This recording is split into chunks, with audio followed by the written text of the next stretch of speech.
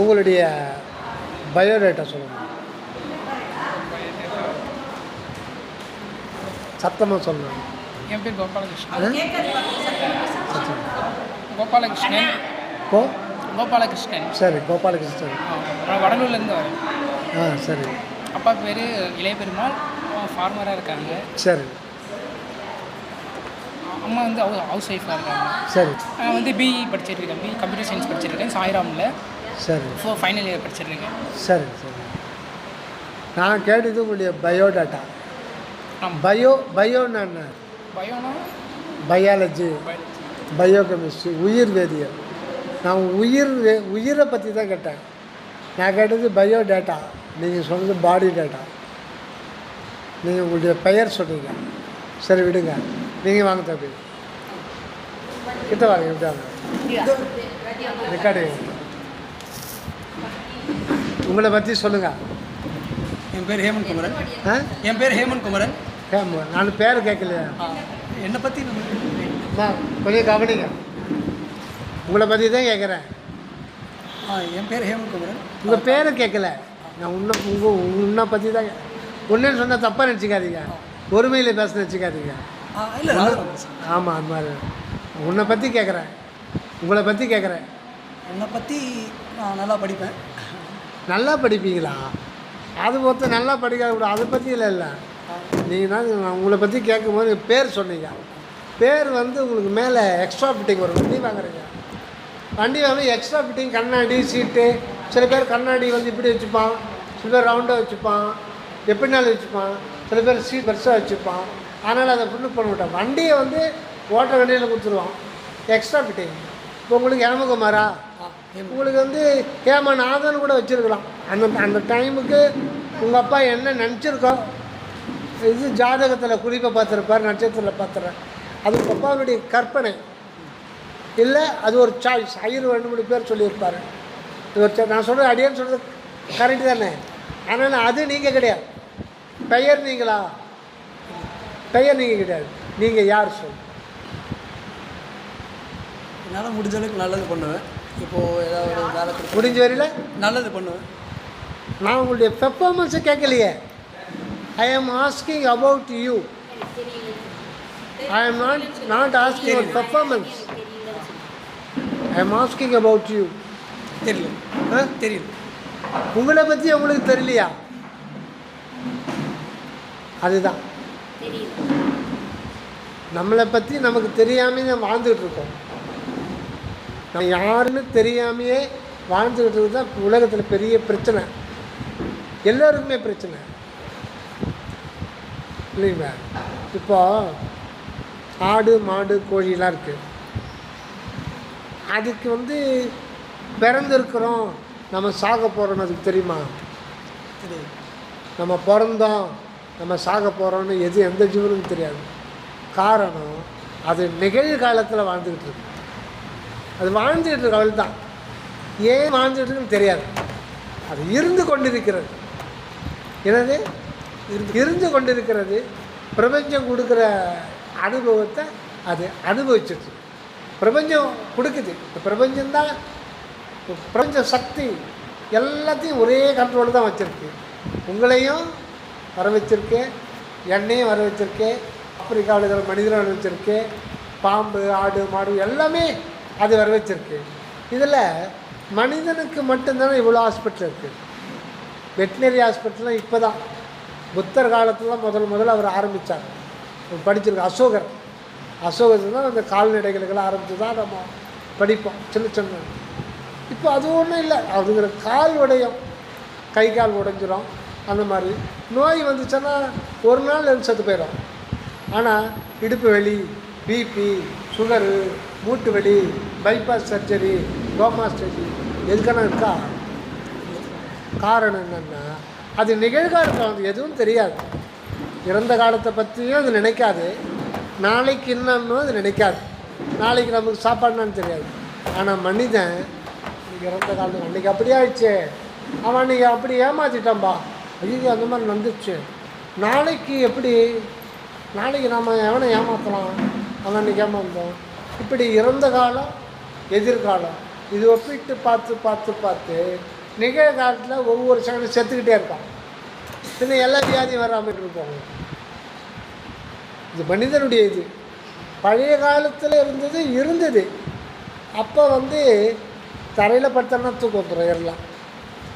சும்மா தரையில் படுத்தாங்க. பெரும்பாலும் குடிசைகள் தான். இப்போ விஞ்ஞானம் அதிகமாக வளர வளர வளர புலன் இன்பத்துக்கு தீனி போட்டுக்கிட்டே இருக்கணுன்றான். நான் இன்னொருத்தர் நான் புலன் இன்பத்துக்கு தீனி போட்டே இருக்கணும். யூடியூப் பார்த்துக்கிட்டே இருக்கணும், நிறைய ப்ரோக்ராமுக்கு டிவி பார்க்கணும், இன்னும் என்னென்னமோ இருக்குது. எத்தனையோ வகையில் இன்னும் அவைலபிள் இருக்குது. இன்பம் இன்னும் நிறைய இருக்குது. போனால் கெட்டு விட்டுறேன், குட்டிச்சவராக போகலாம், குடும்பத்தையே கட்டுது, நர்த்தர் அடி கேட்கலாம். அந்த அளவுக்கு எல்லாமே இருக்குது. கவர்மெண்ட்டே அதுக்கு தலைமை தாங்கி எடுத்து செய்யுது. புரியுதா? கவர்மெண்ட்டே முன்னிருந்து நடத்துது கெட்டு போகிறதுக்கு. அப்போது சரி, இது ஒரு பக்கம் இருக்கட்டும். இப்போ நான் என்ன கேட்குறேன்னா, நீங்கள் யார்? அதான் முதல் கேள்வி. நீங்கள் யார்? நான் நீங்கள் சொல்கிறீங்க இல்லையா? நான் சொல்கிறீங்களா? நான் நீங்கள் சொல்கிறேன். இப்போது அப்படி நானுன்னா எதை குறிக்குது? அப்படி நானுன்னா என்ன? இப்போ வாத்தியார் கேட்குறாரு, ஏன்டா அந்த வேலை செய்ய? யாரா செஞ்சது? நான் தான் செஞ்சேன்னு சொல்கிறேன். ஏன்டா அந்த பொருள் அங்கே வச்ச? யாரா வச்சது? நான் தான் வச்சேன். ஆனால் நானுன்னா என்ன உங்களுக்கு தெரிஞ்சு சொல்லுங்கள். வாட் இஸ் மீன் பை நான்? நீங்கள் இருக்கீங்களா? நீங்கள் இப்போ இருக்கீங்களா? இருக்கீங்க. உங்களுக்கு பேர் தான் நான். அப்போ உங்களுக்கு தெரியாமல், உங்களை பற்றி தெரியாமல் எப்படி இருக்கிறீங்க?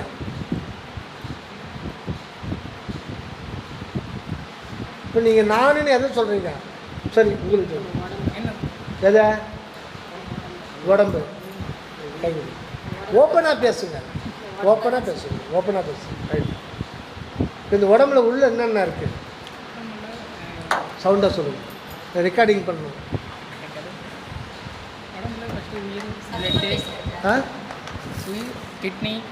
கிட்னியா? எத்தனை கிட்னி இருக்கு? சவுண்டாக சொல்லுங்கள். எத்தனை கிட்னி இருக்கு? உயிர் இருக்கு. ஒன்றா? உயிர் கிட்னி ரெண்டு கிட்னி. இந்த செந்தில் கவுண்டர் நீங்கள் சொல்லுவான், இதுக்கெல்லாம் கிட்னி வேணுன்னான்ட்டு. கிட்னி எங்கே இருக்கு மேடம் சொல்லுங்கள். சரி, உங்களுக்கே தெரியுமா? கேள்விப்பட்டீங்களா? படிச்சிருக்கேன். கரெக்ட். உண்மையை ஒத்துக்கணும். கிட்னி, இதுக்கு கிட்னின்னு பேர் நமக்கு தெரியாது. சிறுநீரகம் தமிழா, இங்கிலீஷில் கிட்னி. இது இங்கே தான் இருக்குதுன்னு சொல்லிட்டு நமக்கு தெரியாது, ஏன்னா நம்ம பார்க்கலாம். இப்போ அங்கே கிட்னி இருக்குது நமக்கு தெரிஞ்சா எதனா சிம்டம்ஸை ஏன் தெரியலாம்? சரி விடுங்க, இந்த கேள்வி வச்சுங்க. சரி, வேறு என்னென்ன இருக்குது? ஹார்ட் இருக்குது. அது என்ன பண்ணுறது? அது இருந்தால் தான் வாழ முடியும். அது இருந்தால் தான் வாழ முடியும். பம்பிங், ரத்தத்தை பம்ப் பண்ணி உடம்பு ஃபுல்லாக. நம்ம உடம்புல மொத்தம் 72,000 நாடி நரம்புகள் இருக்குதுன்னு சொல்கிறாங்க சித்தர்கள். கரெக்டாக. இதில் மூளையில் போகிற நரம்புகள் இருக்கு இல்லையா? இப்போது ஊசி போடுறோம் இல்லையா, நீடில். எங்கள் ஊரில் நான் 45 வருஷம் படி கவர்மெண்ட் ஹாஸ்பிட்டலில் ஊசி போடுவோம். இந்த இடத்துல ஊசி போடுவாங்க, நர்ஸு இப்படி குத்திடுவாங்க. 1 மாதத்துக்கு வீங்கி போயிடும். ஏன்டான்னா அப்போ இருக்கிற நீடில் அந்த அளவுக்கு தான் கொஞ்சம் திக்காக இருக்கும். இப்போ பார்த்திங்கன்னா ரொம்ப ரொம்ப இதாகிடுச்சு. இப்படி போகிறதே தெரில, அவன் உள்ள நுழைக்கிறதே தெரில, அந்த மாதிரி இருக்குது. அந்த மாதிரி மூளையில் முடியை விட சிறிய நரம்பு இருக்குது, அதுக்குள்ளே ஹோல்ஸ் இருக்குது, அங்கேயும் ரத்தம் போனோம். எதுக்கு சொல்கிறேன்னா, இந்த இது எல்லாத்தையும் டிஸ்ட்ரிபியூட் பண்ணுது, கரெக்டாக போய் சேர்த்து. சரி, இது தெரியுமா? உங்கள் உடம்புல தானே நடக்குது, உங்கள் உடம்புக்கு தானே எல்லாம் ஃபீட் பண்ணிட்டுருக்கு, உங்களுக்கே தெரியாது. ஆனால் இது உங்கள் உடம்பு. நீங்கள் நான் இப்போது இந்த பையன் எந்துன்றீங்க, ஓகே ரைட். பையில் என்ன நடக்குது உங்களுக்கு சொன்னமா வேணாமா? சொன்னால் தானே இந்த பையன் உங்களுக்கு சொன்ன ஒத்துக்க முடியும். கரெக்டு தானே? இந்த பையன் என் பையன் ரைட்டு. இந்த பையில் என்னென்ன இருக்குது சொல்லணுமா வேணாமா? சொல்லுங்கள். இந்த உடம்பு தான் நீங்கன்றீங்கன்னா இந்த உடம்புல என்னென்ன இருக்குன்னு சொல்லுங்கள். படித்ததோ கேள்விப்பட்டதோ சொல்லக்கூடாது. உங்களுக்கா தெரியுமா? நியாயமான முறையில் தெரியாது. ஏன்னா ஆடு மேய்க்கிற திருவனுக்கு கிட்னி எங்கே இருக்குதுன்னு தெரியாது. ஏன்னா இவன் தான் ஏமாத்துறானே கவர்மெண்ட்டுங்க. கிட்னி இங்கே இருக்குதுடா கிட்டிட்டு அது நம்பி தான் ஆகணும். அதனால் நம்ம இருக்கிறோம். ஆனால் இந்த உடம்பு தான் நானுன்ற உணர்வுகள் நம்ம இருக்கிறோம். ஆனால் இதுக்குள்ளே என்னென்னு இருக்குன்னே தெரியாது. என்ன இருக்க தெரியாது. இன்னொன்று என்ன தெரியுங்களா? ஒரு சின்ன ஒரு கதையாக சொல்கிறாங்க. ஒரு சின்ன கதையாக சொன்னால் இன்ட்ரெஸ்டாக இருக்கும். ஒரு எக்ஸ்போர்ட்டர் மாயா எக்ஸ்போர்ட்டர்ஸ்ன்னு சொல்லிட்டு மாயா பார்ட்ஸ் எக்ஸ்போர்ட். அவர் வந்து எப்பானா ஒரு முறை வந்து அதை பேக் பண்ணி வடநாட்டுக்கு அனுப்புவார். அது அந்த ஸ்பேர் பார்ட்ஸ் அப்படி அனுப்பும்போது ஒரு நாள் சாயந்தரம் 6 மணிக்கு வராரு. 4 மணிக்கே பேக்கிங் நடக்கும். அவங்க கம்பெனியில் தயார் பண்ணுறாங்க அந்த பார்ட்ஸை எங்களுக்கு கொண்டு வருவாங்க. பேக்கிங் பண்ணி பேக் பண்ணி அனுப்புறது மூவிங் சர்வீஸ். அவங்க மகாமாயா மூவிங் சர்வீஸ் அவங்கள ஒப்படைப்பாங்க. சீக்கிரமே வந்துடுவாங்க. அன்றைக்கி 6 மணிக்கு ஒருத்தர் வர்றாரு. இந்த பேக்கிங் இருக்கிற இடம்லாம் தனியாக. என்ன புதுசாக இருக்க, என்ன நீ யார், நீ இந்நேரத்துக்கு வந்துன்னு இருக்க, என்ன எதனா பேக்கிங் பண்ணமாங்க?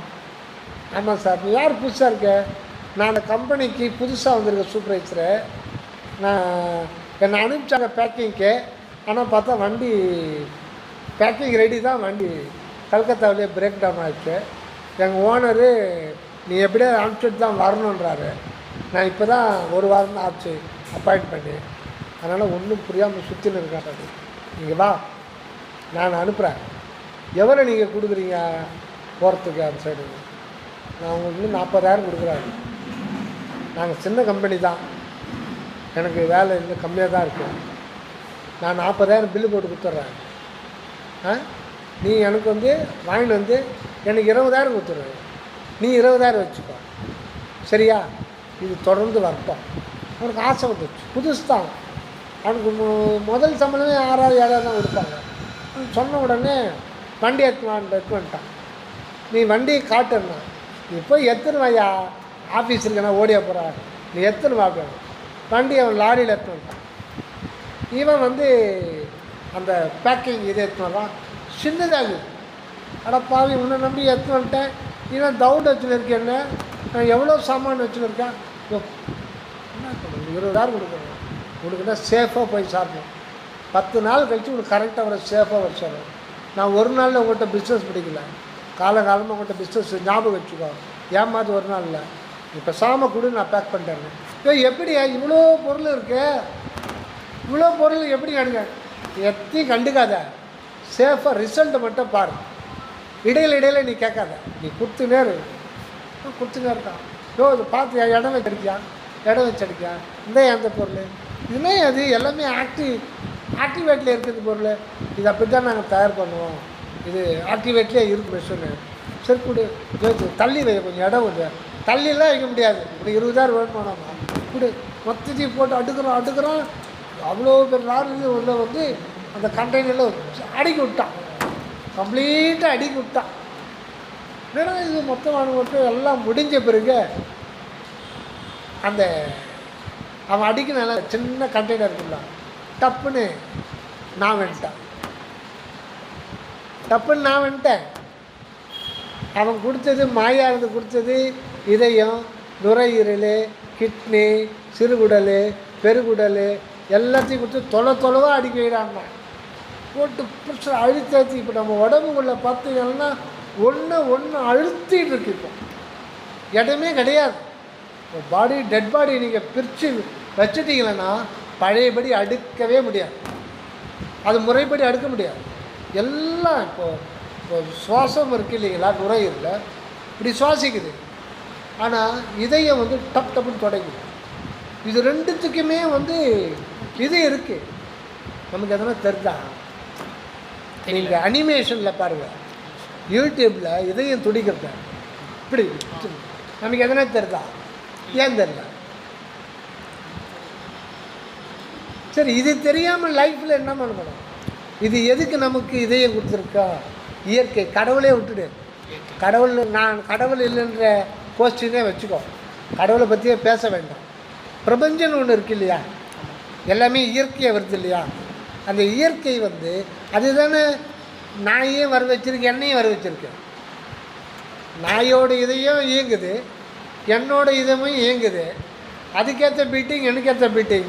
அதுக்கு சிறுகுடல், எனக்கு சிறுகுடல், எல்லாமே முறைப்படி நடக்குது. இந்த பூமி சுற்றுது. எத்தனை கொஞ்சம் நெஞ்சமான ஆற்றலா? சரி, இன்னொரு சொல்கிறேன். இது எப்படி ஒர்க் பண்ணுது சொல்லுங்கள்.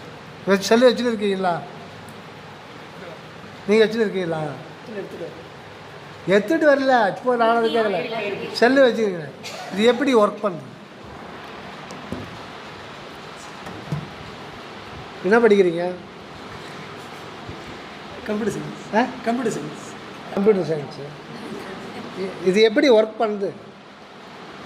பேட்டரி இருக்குது, ஓஎஸ் இருக்குது, அது கூட மதர் போர்டில் கனெக்ட். பேட்டரி, அப்புறம் ஓஎஸ் உள்ளே இருக்கும், சாஃப்ட்வேர் ஒன்று இருக்கும், சாஃப்ட்வேர் இருக்கும், மதர் போர்டு அது ஹார்ட்வேர் இருக்கும். சரி. இப்போ கேமராஸு அங்கே பட்டன்ஸ் அதெல்லாம் மதர் போர்டு கூட கனெக்ட் ஆகிருக்கும். சரி. ஒன்றுனா அமுக்கும் போது அது ஓஎஸ் கூட கனெக்ட் ஆகி, சரி, அது அதுக்கு தகுந்த மாதிரி ஃபங்க்ஷன்ஸ் நடக்கும். சரி. இங்கேருந்து ஜூம் மீட்டிங்கில் ஜெர்மனுக்கு போதில்ல? ஜெர்மனுக்கு போதில்ல? இங்கேருந்து ஜூம் மீட்டிங் வைக்கிறீங்க. ஜெர்மனில் ஒருத்தர், இங்கிலாண்டில் ஒருத்தர் அவங்க பேசுகிறாரு. அவருக்கு எப்படி கேட்குது? ஒயர் இருக்கா இங்கே? இங்கே டிரான்ஸ்மிட்டர் ரிசீவர் இருக்கும். டிரான்ஸ்மிட்டர் ரிசீவர் இருக்கும். அது இங்கே பக்கத்தில் இருக்கிற எங்கேயா ஆண்டனா கூட கனெக்ட் ஆகும். அது சேட்டலைட் கூட கனெக்ட் ஆகி அங்கேருந்து ஜெர்மன் அந்த டவருக்கு கனெக்ட் பண்ணுறது அது ஒயர் இருக்கா? ஒயர் கிடையாது. அது எல்லாமே ஃபுல்லாக ஒயர்லெஸ் டிரான்ஸ்மிஷன் பண்ணும். இப்போ அந்த ஒயர்லெஸுக்கு பேர் என்ன? ஒயர்லெஸ்ஸு. ஒயர் இல்லாதது ஒரு பொருள் இருக்குது. அந்த பொருளுக்கு பேர் என்ன? ஒரு வேவ்ஸ் இருக்கும். Electro magnetic waves. மின்காந்த அலை. Electro magnetic waves. அதை இப்போ தான் கண்டுபிடிச்சான். அது உலகத்தில் எப்போவுமே இருக்கு. இந்த ஸ்பேஸ் இருக்கு இல்லையா? இந்த வட்டவெளி, இது இடம், இது ஆகாயம். ஆகாயத்தை எனக்கு ஆகாயத்தை பார்த்துருக்கீங்களா? ஆகாயத்தை பார்த்து, ஸ்கையை பார்த்தது இல்லையா? ஆகாயம், ஆகாயத்தை பார்த்துருக்கீங்களா? எனக்கு காட்டுவீங்களா? எங்கே இருக்கு? எங்கே? எனக்கு காட்டுவீங்களா? எப்போ? எப்படி காட்டுங்க. இப்போ காட்டி முடியுமா? அதுதான் தப்பு. இதெல்லாம் ஆகாயம். இது ஆகாயம். நீங்கள் அங்கே பார்க்குறது ப்ளூவாக இருக்கிறதுனால ஆகாயம் இருக்குது. அது காற்று மண்டலத்தில் சன்லைட் வரும்போது விக்பிஆரில் ஊதா அந்த ஷார்ட் வேவ் லென்த்னால ஸ்ப்ளிட் ஆகி காற்று மண்டலம் பரவி அது நீளமாக மாறிடுது. அது வானத்தில் காற்று மண்டலத்தினால வானம் நமக்கு நீளமாக தெரியுது. வானத்துக்கு கலர் கிடையாது. காற்று மண்டலத்துக்கு அப்பால் நீங்கள் போயிட்டீங்கன்னா வானத்துக்கு எந்த கலர் கிடையாது. வானம் இல்லாத இடமே கிடையாது. சின்ன பிள்ளைங்க ஆகாயத்தை காட்டினா வாப்பாவை அங்கே போய் பார்க்கலாம் அப்படின்னு நீங்கள் சொல்லக்கூடாது. உட்காந்து உங்களை சுற்றி ஆகாயம்தான், மற்றமே ஆகாயம்தான். ஆகாயம் இல்லாத இடமே கிடையாது. காற்று இல்லாத இடம் கூட சொல்லலாம். ஆகாயம் இல்லாத இடமே கிடையாது. ஆகாயத்தினுடைய இன்னொரு தன்மை அதை சொல்கிறேன். ஒரு பஸ்ஸில் போயிருக்கீங்களா? ஓரமாக சில பேர் பிரியமாக உட்காந்துக்குவாங்க. ஏன் சொல்லி பார்க்கலாம்? காற்று சில்லுன்னு வரும். வெய்ய காலத்தில் ஹாப்பியாக இருக்கும். ஏன் வருது காற்று? ஒவ்வொருத்தருக்கு நின்றுட்டா வருதில்ல, ஓடும்போது வருது. ஏன் வருது? பஸ் போயிட்டு இருக்கும்போது அந்த எதிர்காலத்தில் காற்று அதிகமாக இருக்கும். அது என்ன தத்துவம்? காற்று எல்லா இடத்துலையும் இருக்குது. இதுதான் பஸ்ஸு. இது போகும்போது காற்று ஒதுங்கிடும். காற்று ஒதுங்கினா தான் இது போகும். இது போகிற இடத்துல இப்போ இந்த இடத்துலலாம் காற்று கிடையாது. அது வேகமாக போகும்போது அது வேகமாக ஒதுங்கும். அதனால் சரி. ஆனால் ரைட், இது ஒன்று வச்சுங்க. இப்போ ஒரு காலி பானை, காலி பானை, அதில் தண்ணி ஊற்றுறீங்க, ரொம்பிடுது. காலி பானையிலேருந்து எது வெளியில் வரும்? அப்போ எது வெளியில் வந்தால் தண்ணி உள்ளே போகணும்? காற்று. காலி பானைன்னு ஒன்று கிடையாது. காலிப்பானை ஒன்று கிடையாது. அந்த மாதிரி இருக்கவே முடியாது பூமியில். அங்கே சந்திரமணியில் இருக்கலாம், பூமியில் காலிப்பானை காலி பாத்திரம்னு ஒன்று இருக்க முடியாது. ஏன்னா அங்கே காற்று இருக்கும், எல்லா இடத்துலையும் காற்று இருக்கும். நீங்கள் தண்ணி ஊற்றிலன்னா காற்று வெளியில் வந்தால் தான் தண்ணி போய் உட்காரும். ஆனால் ஒன்று எப்போவுமே இருக்காது. என்ன சொல்லுங்கள், அது எப்போவுமே இருக்கும். ஒன்று இப்போ பஸ்ஸு போது காற்று மண்டில் ஒதுங்கிடுது, இன்னொன்று ஒதுங்காது. ஆகாயம் ஆகாயம்ன்றது ஒரு அறிவு சம்மந்தப்பட்டது. விஞ்ஞானத்தில் ஆகாயம் இன்னும் ப்ரூவ் பண்ணவே இல்லை. ஆகாயம் இல்லைன்றாங்க. வள்ளலார் தான் அது கூட ஒரு அணுக்களால் ஆனது. ஆனால் அது அருவம். அருவம்னா கண்ணுக்கு தெரியாது, அது சப்ஸ்டன்ஸே கிடையாது, ஆனால் இருக்குது அந்த ஆகாயம். இந்த ஆகாயத்திலேருந்து தான் இந்த பூமி, இந்த பிரபஞ்சம் வெளிப்பட்டு 17,000 கோடி ஆண்டுகள் ஆகுன்றாங்க. ஒவ்வொருத்தரும் ஒரு கணிப்பு. அதுக்கு முன்னாடி ஆகாயம் இருந்தது. அதாவது ஒன்றுமில்லாத ஒரு வெட்டவெளி. இப்போது அந்த வெட்டவெளியிலிருந்து தான் முதல்ல சூரியன் உருவாச்சு. எப்படி உருவாச்சு? ஒன்றுமில்லாத ஒரு வெட்டவெளியிலிருந்து சூரியன் உருவாச்சு. சூரியன்லேருந்து பூமி உருவாச்சு. பூமியிலேருந்து மற்ற கோள்கள் உருவாச்சு. உயிரினம் உருவாச்சு. இதெல்லாம் படிப்படியாக கிராஜுவலாக நடந்து வருது. இது ஏன் இந்த ப்ராசஸ்? இது யார் நடக்குது? இது தானாக நடக்குதா?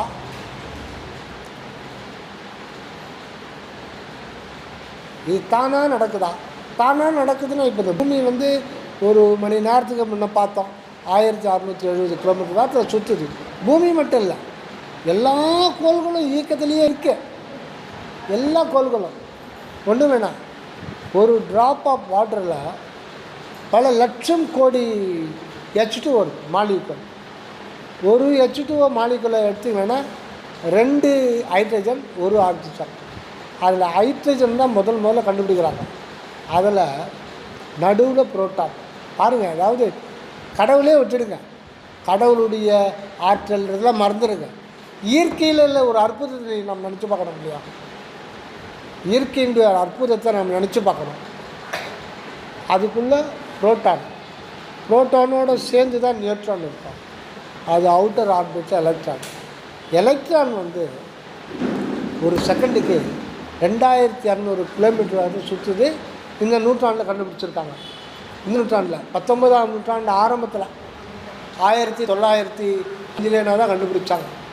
அதுக்கு முன்னாடி அணு ஆராய்ச்சி 800வது கிபி 800வதுன்னு ஆரம்பிச்சிட்டாங்க.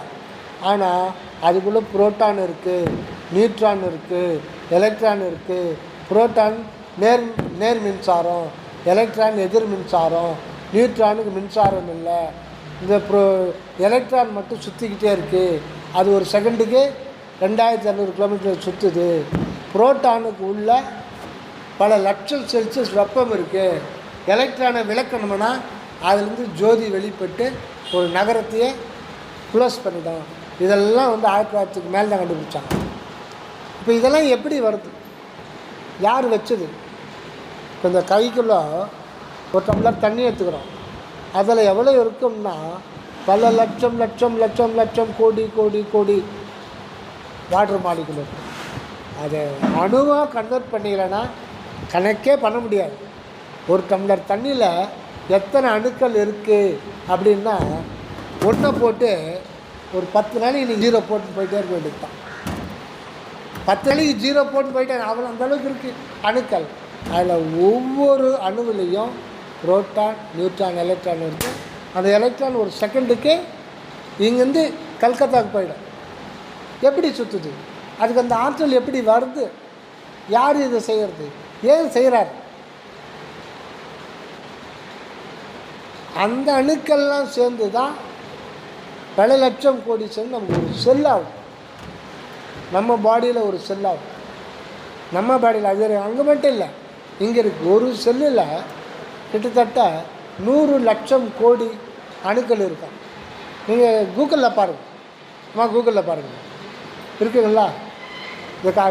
அதை இது மட்டும் பண்ணி கொடுங்க. how many atoms contains in a single human cell? How many atoms contains in a single human cell?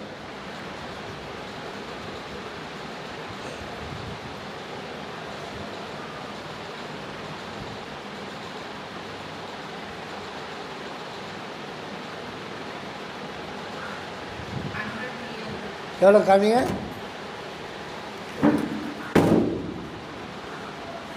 இதை பாருங்க, 100 ட்ரில்லியன் ஆட்டம்ஸ். ஒரு செல்லு நம்மளால் பார்க்க முடியாது. நம்ம உடம்புல விஞ்ஞானிகள் சொல்கிறது தான் 27 லட்சம் கோடி செல்கள் நம்ம உடம்புல இருக்கும். 27 லட்சம் கோடி.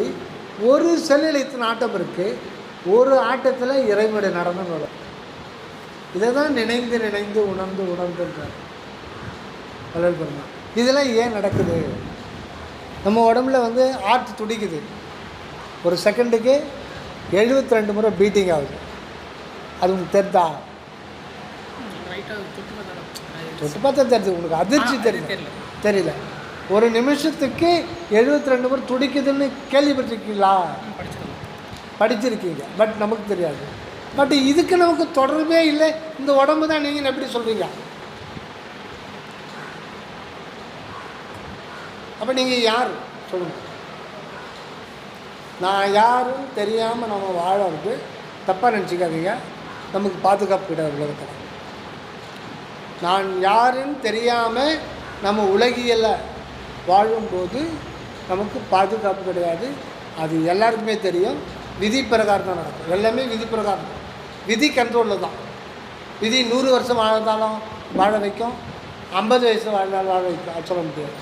ஆனால் நீங்கள் யாருன்னு தெரியணும், உங்களுக்கு மரணம் இல்லைன்றார் வரலாறு. நீ யாரு? நீ தன்னை அறிந்து இன்பமுற பெண்ணிலாவே ஒரு தந்திரண்ணி சொல்ல வேண்டும் இல்லை. இப்போ இதுவரையில் பரிணாமம் வந்துகிட்டே இருக்கல உலகத்தில். அப்படியே ஆடு மாடு ஆதி மனிதனாக இருந்தான், ஆடை இல்லாமல் திரிந்தான், குறிஞ்சி நிலத்தில் வாழ்ந்தான், ஆற்றங்கரையில் வாழ்ந்தான். இதெல்லாம் நினச்சி பார்க்கணும் தம்பி. அதெல்லாம் ஒன்றும் கிடையாது. நம்ம பாட புத்தகத்தில் பழையதை சிந்தனை பண்ணுறதே இல்லையா? பழையதெல்லாம் சிந்தனை பண்ணி பார்த்தா தான் நம்மளாம் எப்படிலாம் வந்தோன்றது தெரியும். இதெல்லாம் சிந்தனை. எப்படி மனிதன் தோன்றினா, ஏன் தோன்றினா, எப்படிலாம் கஷ்டப்பட்டு இருக்காங்க. இன்றைக்கி விஞ்ஞானம் எப்படிலாம் கண்டுபிடிச்சி அவன் கொடுத்து இன்றைக்கி ஆண்டு கொண்டு போய் தாக்கிக்கிட்டு இருக்காங்க. காசால 25-30 லட்சம் ஜனங்க, கிட்டத்தட்ட 1.5 கோடி பேர் தெருவில் நிற்கிறாங்க. சாப்பாட்டுக்கு இல்லாமல், ஒருவேளை சாப்பாட்டுக்கு இல்லாமல் இருக்காங்க. இஸ்ரேலு எத்தனை காலி, எல்லாம் விட்டு ஓடுறாங்க. எத்தனை பேர் செத்தாங்க? ரஷ்யாவில் 4 லட்சம் சோல்ஜர்ஸ் செத்து போயிட்டாங்க. அதை மறைச்சி வச்சுருக்காங்க, வெளியில் விடலை. உக்ரைனில் சொல்லவே வேண்டாம். இதெல்லாம் ஏன் நடக்குது? ஏன் ஒருத்தர் தாய்க்கிறான்? சமய சண்டை. இஸ்ரேல்காரன் ஈரான். வெளிப்படையாக சொல்ல வேண்டாம். மதம் தான் உங்களுக்கு பிரச்சனை. என் கடவுள் வசதி, என் கடவுளை காப்பாற்றுவார், என் கடவுள் உன்னை அழிப்பார், என் கடவுள் உயர்ந்தவர், எங்கள் இறைதூதர் உயர்ந்தவர். அதனால வரலாறு சாதி சமயம் மதம் எல்லாம் பொய்யின்ட்டாங்க. அப்போ என்னதான் உலகம் எங்கே போய் முடிய போகுது அப்படின்னா யாருமே நம்ப மாட்டேங்க. இது வரலாறு சொல்லிட்டு போயிடுறாரு. இனி வருங்காலத்தில் இந்த 21ஆம் நூற்றாண்டில் மனிதர்கள்லாம் கொஞ்சம் கொஞ்சமாக மரணமில்லா பெருவாழ்வுக்கு போகிறாங்க. சாவே இருக்காது. இந்த 21ஆம் நூற்றாண்டு இறுதியில் 100 கணக்கு மேலே வந்துடுவாங்க. இதுக்கிடையில் நம்ம படிச்சுட்டா செட்டில் ஆகிடலாம், பட்டம் வாங்கிட்டா செட்டில் ஆகிடலாம், கவர்மெண்ட்டில் ஜாப் வாங்கினா செட்டில் ஆகிடலாம், பிஸ்னஸ் பண்ணால் செட்டில் ஆகிடலாம், சொத்து சேர்த்த செட்டில் ஆகிடலாம். நடக்காது. ஒரு சில டிகேட்ஸ் நடந்துச்சு, இனிமேலுக்கு நடக்காது. ஏன்னா எல்லா துறையிலையும் ஊழல். இனி என்ன ஆக போகுதுன்னா, இன்னும் 7-8 வருஷத்தில் வறுமையின் பிடியில் உலகம் சிக்கி தவிக்கப்படும். இயற்கையின் சீற்றம் வரும். நான் பயமுறுத்தலை, நீங்கள் யூடியூப்பில் பாருங்கள். இது வரப்போகுது. காரணம் என்னென்னா, இது ஒரே ஒரு காரணம், உயிர்களை யாரும் வாழ விடலை. நாமளும் வாழ வந்திருக்கோம், ஆடும் வாழ வந்திருக்கோம், ஒரு பாமரனும் வாழ்ந்திருக்கோம், ஒரு பன்றி மேய்க்கிறனும் வாழ வந்திருக்கோம். பன்றி மேய்க்கிறவனுக்கு அறிவு இல்லைன்னு சொல்லிட்டு அவனை அழிச்சிடலாமா? அழிச்சிடுவீங்களா? அழிக்கலாமா? அவன் பண்ணி தானடா மேய்க்கிறான். அவன் கிட்னி விற்றுலாமா? இப்போ கிட்னி போகுது 4 லட்சம், ஃபேஸ்புக்கில் போகுது 4 லட்சம் வாங்கி 50 லட்சம் இருக்கிறாங்க. ஒரு நேற்று தான் ஃபேஸ்புக்கில் பார்த்தேன். அது வெளிநாட்டில் தேவைப்படுது, எவ்வளோ நாளும் காசு போடும், கிட்னி வேணும். அப்போ பண்ணி மேய்க்கிறவங்க அவனுக்கு தூக்கி போய் பண்ணிகிட்டு இருக்காங்க. நியூஸை பாருங்கள். அப்போ ஆடு உணர்வாக தான் பார்க்கணும். இப்போ எனக்கு அடித்தாலும் வலிக்குதில்ல, ஆட்டுக்கு அடித்தாலும் வலிக்குதில்ல. எனக்கு ஊசி போட்டால் டாக்டர் வேணாம் டாக்டர். ஏன்பா 4 நாள் ரொம்ப இதாக இருக்கும்? இல்லை டாக்டர், எனக்கு சின்ன வயசுலேருந்தே ஊசியை பார்த்தா பயம். நீங்கள் மாத்திரை வேணுன்னா கொஞ்சம் 2 மாத்திரை ஏற கொடுத்துருவோம். வேணாம் டாக்டர் ஊசி. அப்படியா? சரிப்பா, உடம்பு ரொம்ப வீக்காக இருக்கு, தேர்த்திக்கிறேன். என்ன டயட்டு? அதெல்லாம் கரெக்டாக சாப்பிடுவோம் டாக்டர். ஞாயிற்றுக்கிழமைச்சானா ஆடு, இது புதன்கிழமை கோழி, 2 அறிவட்டை முண்டம். நான் ஊசி போட்டால் மட்டும் நோவுதுன்ட்டு அது கைத்தில் கத்தி வச்சு எடுக்கிறேன். அறிவில்லை உனக்கு? அது உயிரை மதிக்க மாட்டேன்ற. கரெக்டாக இல்லையா? உருவந்தான் வேறு, உயிர் ஒன்று. எனக்கு பசிக்குதில்ல, கோழிக்கு பசிக்குதில்ல. உனக்கு கல்யாணம் ஆகிடுச்சு, உங்க கூட குழந்தை ஓடியாருதில்ல. கோழி 10 குஞ்சு கோழி போகிற இடத்துல பாருங்கள், கிராமத்தில் காமிங்க. அப்போ சொன்னால் பின்னாடியே போயிடும். தாயோட பாசம், ஒரு குஞ்சு வரலன்னா திரும்பி பார்க்கும். எல்லாமே அதுக்கு இருக்க. பேச தெரியாது, அவள் தான் இருக்கு. அப்போ உயிர்களை சித்திரவதை பண்ணுறதுனால இயற்கையுடைய சீற்றம் தனியில. இப்போவும் திருந்தலை, உலகம் திருந்தலை. சாதியின் பெயரால், சமயத்தின் பெயரால், மதத்தின் பெயரால், மூட நம்பிக்கையின் பெயரால் உயிர்களை சித்திரவதை பண்ணுறான், வாழ விட மாட்டேன்றான். கேட்டால் என்னுடைய மதத்தில் சொல்லுது, எல்லாமே எனக்காக தான் பச்சது. அப்போ இப்படி தான் அழிஞ்சு போகணும். உலகம் அப்படி தான் சீற்றத்தில் தான் இருக்குது. நீங்கள் ஃபேஸ்புக்கு யூடியூப்பில் பாருங்கள். நான் சொல்கிறேன்னு தப்பாக நினைக்காதீங்க, ஏன்னா நெகட்டிவாக பேசுகிறான்னு சொல்லிட்டு. பேரழிவுக்கு அப்புறம் தான் உலகம் திரும்பும். எப்போ திருந்தோம்னா, வரலாறு சொல்லியிருக்காங்க, எதிர்காலத்தில் வருங்காலத்தில் புலால் உண்ணும் பழக்கம் உலக மக்களிடையே விட்டு போகும். அது விட்டு போகிற வரையில் இயற்கையுடைய சீற்றம் தனியாது. அப்போ ஜனத்தொகை கொஞ்சம் கொஞ்சமாக குறைஞ்சி வரும். முதல்ல வறுமையின் பிடியில் சிக்கி தவிப்பாக மனிதன். இப்போ அமெரிக்காவில் ஓஹோன்னு 100 ஆண்டுகள் இப்போ பயங்கரமான இதில் இருக்கு. இதில் சிலோனில் பிச்சை எடுக்கிறாங்க. இப்போ கொஞ்சம் பரவாயில்ல. பாகிஸ்தானில் பிச்சை தான், எல்லாமே பிச்சைக்காரனாகிட்டாங்க. ஆக ஃபங்க்ஷன் ஒன்று போனோம். ஓகே போயிட்டாங்க. ஆக இதுக்கு எல்லாத்துக்கும் காரணம் என்னென்னா, உண்மை என்ன நாம் தெரிஞ்சிக்காமல் இருக்கோம். இந்த உலகம் ஏன் எப்படி வந்தது, ஏன் வந்தது, நாம்லாம் யார், நாம்லாம் ஒரு காலத்துக்கு முன்னாடி நம்ம இல்லை. நீங்கள் எடுத்து போகிறீங்களா? வீட்டில் வச்சுட்டீங்களா? நான் எடுத்து போயிடுவா?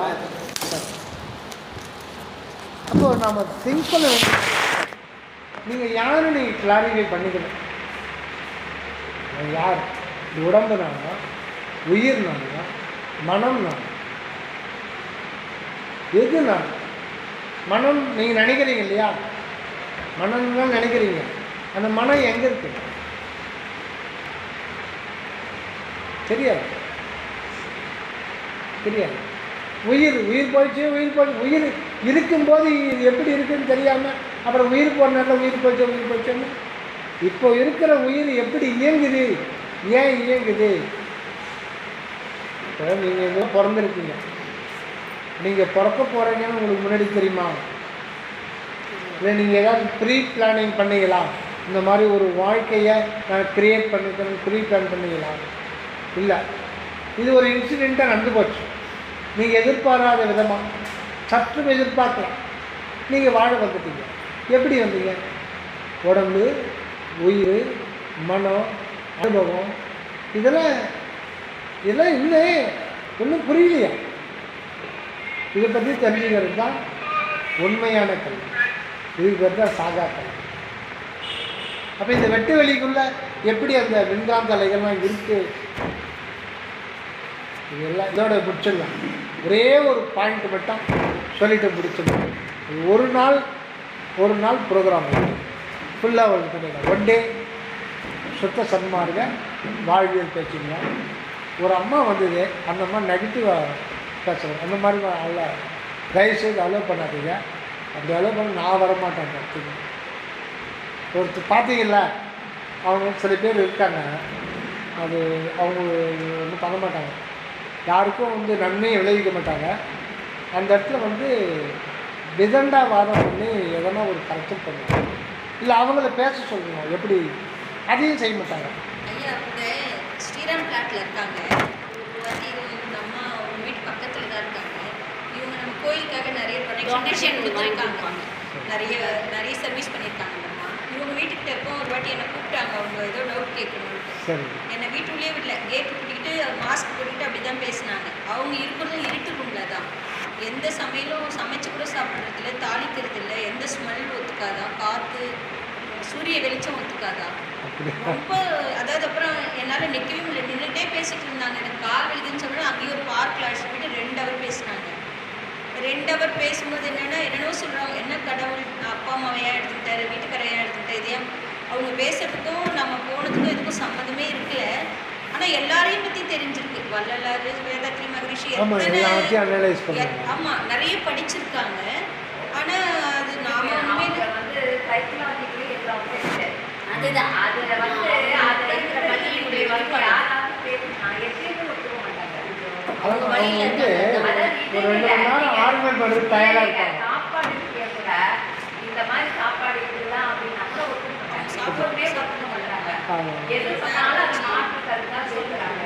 அது சிலர் அப்படி சைக்காலஜி அட்டாச் ஆயிருப்பாங்க. நான் வந்து எல்லாரும் அந்த மாதிரி இருக்கிறதுனால நீங்கள் சொல்கிறீங்க, நல்ல கருத்து சொல்கிறீங்க, அதை வந்து நாங்கள் 4 பேர் ஏற்றுக்கிறோம். அது சரி, நீங்கள் எப்படி சொல்லுங்கள்.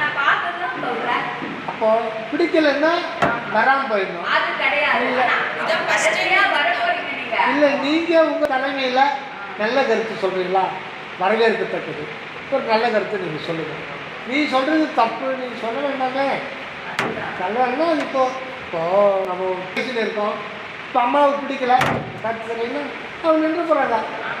இல்லை வேணாங்க, அவர் வேண்டாங்க அப்படின்னு சொல்ல எதனா ஒன்று, அதில் யாருக்கும் பாதிப்பு இல்லை. எப்பவுமே இப்போ வாங்க கூப்பிடுவேன், அகவலுக்கு படிச்சுருக்கேன்னா நான் வரலே படிச்சுக்குவேன், கற்றுதாருன்னா வரேன்னாங்க. இன்னைக்கு நடக்குது வாங்கன்னு சொல்லிட்டு நான் ஒரு 9:30 தான் சொன்னேன். சரி நான் யோசிச்சு சொல்கிறேன். நான் 10:30 கிளம்புறேன், உங்களுக்கு கால் பண்ணுறேன், வரதுன்னா வாங்கினேன். இது வரைக்கும் இங்கே வந்ததே கிடையாது. இன்னைக்கு தான் ஃபர்ஸ்ட் அவங்க வந்தது. எனக்கு ஒன்றும் கஷ்டம் இல்லை. சில பேர் அந்த மாதிரி ஆர்குமெண்ட் பண்ணுவாங்க. அவங்க தனியாக இருக்கிறாங்க, யார் கூட பேசுறது இல்லை. ஸோ அதுவே மென்டலி அவங்க வெளியே இருக்கிறாங்க, கல்யாணம் ஆகிட்டு அவங்க தனித்தனியாக இருக்கிறாங்க. கொஞ்சம் ஃப்ளெக்சிபிளாக போய்க்கணும். சமுதாயத்துக்கு வரும்போது நல்லதுன்னா ஏற்றுக்கு போகிறோம், நல்லா இல்லைன்னா விட்டுட்டு போகிறோம். யாருக்கும் எந்த கருத்தும் திணிக்க பதிலாக அவங்களுக்குள்ளும் இறைவன் இருக்கார். அவங்க இறைவன் கொடுக்குற ஆணையை கொடுத்தா நான் வரணும். சொல்கிறாங்க வந்து இதெல்லாம் நமக்கு தெரியும், தெரிஞ்சதை நம்ம பேசினாலும் குழந்தைங்களை கூப்பிட்டு வாங்க, நீங்கள் ஒரு 50 ஸ்டூடெண்ட்ஸை கூப்பிட்டு வரீங்க, நீங்கள் நடத்துங்க, இவங்களுக்கு ஞானத்தை புரிய வைக்கணும்னா செய்ய போகிறீங்க. அதுக்கு யார் கடமை? சமுதாயத்தில் எல்லாரும் ஒவ்வொருத்தருக்கும் இருக்கு இல்லையா? நம்ம ஒரு தியாகராய சொல்லும்போது நான் வந்து மாணவர்களுக்கு கூப்பிடுவாங்க. மாணவர்களுக்கு தான் நான் 2-3 வருஷமாக போராடி இருக்கேன். ஒருத்தர் 2 பேர் தான் இது பாருங்க, இந்த குழந்தைங்க வந்திருக்காங்க. இது ஆச்சரியமாக இருக்குது, எனக்கு சந்தோஷமாக இருக்கும். உண்மையிலேயே சந்தோஷமாக இருக்கும். நீங்கள் அதை எடுத்துக்கிறீங்களோ இல்லையோ, ஆனால் இந்த கருத்து உங்கள் மனசில் போய் தங்கிடும். எப்போனாலும் அது ஆக்டிவேட் ஆகும். அந்த ஆள் என்னவோ சொல்லிட்டு போனானே ஒருத்தான், ஆமாண்டா அது எல்லாமே விஷயம் இருக்க வேண்டாம், அவனை மறுபடியும் கூப்பிட்டு பேசணும்டா அப்படின்னு உங்களுக்கு தோணும். இல்லைன்னா சரி வடலூர் போய் பார்ப்போம், ஏதோ ஒரு நல்ல விஷயம் இருக்குது. அது வரும். எப்போ வரும்னா ஒரு சின்ன ஒரு கஷ்டம் வரும் வாழ்க்கையில். கஷ்டம் இல்லாமல் வாழ்க்கை நல்லா இருக்காது. சின்ன சின்ன கஷ்டம் வரும்போது வாழ்க்கை பிரகாசிக்கும். தடையே எல்லாம் போச்சுன்னு வச்சுக்கலாம், வாழ்க்கையில் வந்து நல்ல இதே இருக்காது. சின்ன சின்ன தலைவலி எல்லாம் வரும். இந்த மாதிரி நேரத்தில் இறைவன் தான் நமக்கு வந்து மெய்ப்பொருள் தான் சப்போர்ட். மெய்ப்பொருள் அந்த இறைவன் தான் நம்ம வந்து முருகர்னு கற்பனைலாம் பண்ணக்கூடாது. வரலாறு வந்து கற்பனை பண்ணணும். அது எங்கும் நிறைந்த ஒரு அன்பு சக்தி. எலக்ட்ரோ மேக்னெட்டிக் அதுவாகவும் இருக்குது. அது இல்லாமல் அது கப்பாலும்.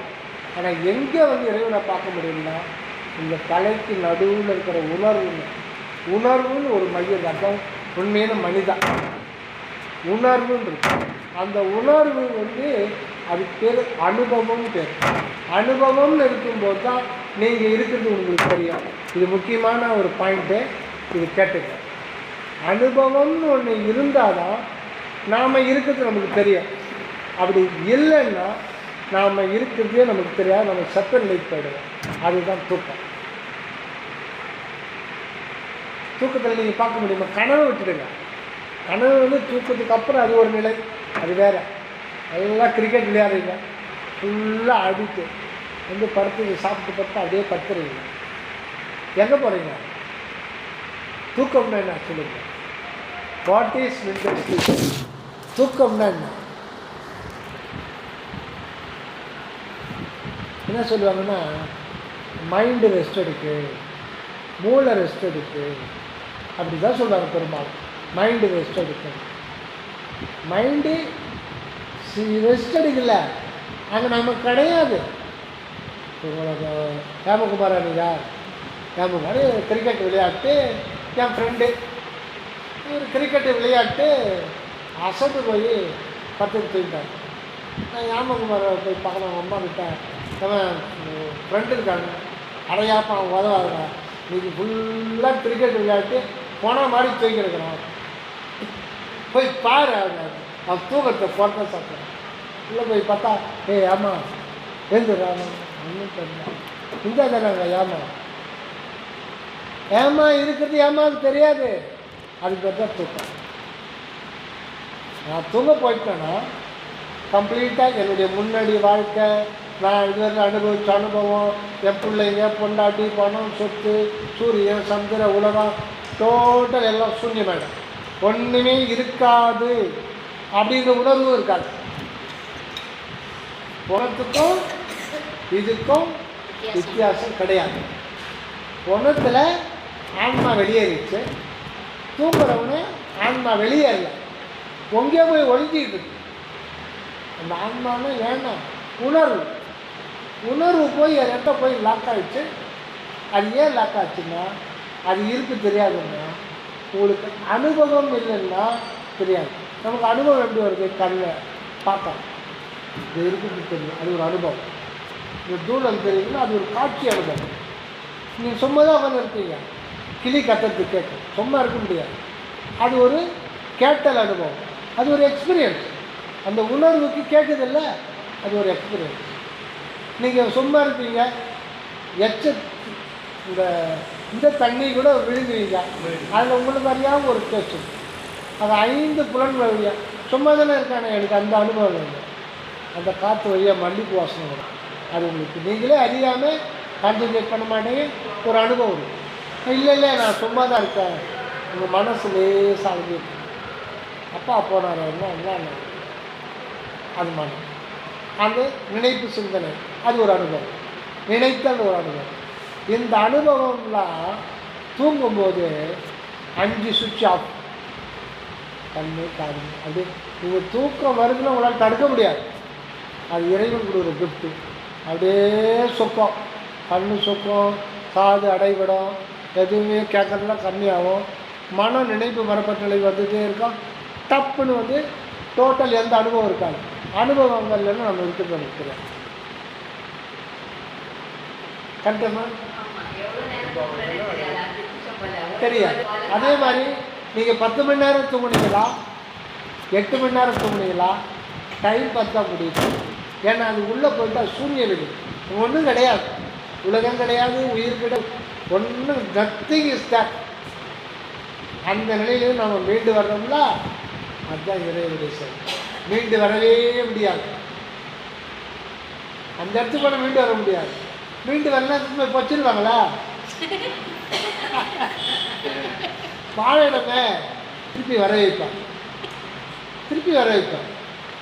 இப்படி தட்டினா எழுதுகிறல்ல, இல்லவே இல்லை, இப்படி தட்டினா எழுதுகிறீங்க.